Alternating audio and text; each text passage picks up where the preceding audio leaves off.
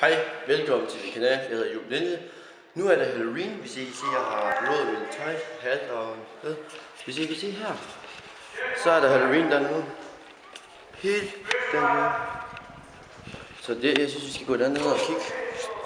Så ja, se. Så er der spøgelser og døden i hovedet.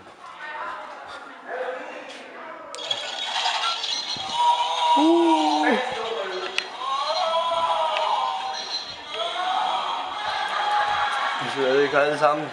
Halloween alle sammen er på her.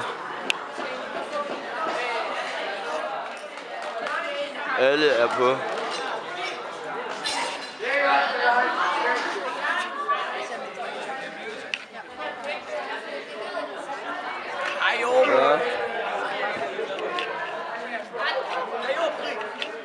Og så er det sammen med det gode Halloween. Ej, det er Fischer Halloween. Jo, jeg var også med. Alle er med. Kan du ikke tage et billede? Jo, men jeg tager også flere billeder. Lige nu filmer jeg bare. Sådan.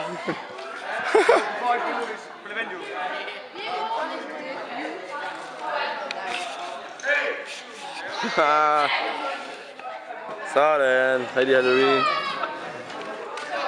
Alle har jo fede Halloween-tøj på.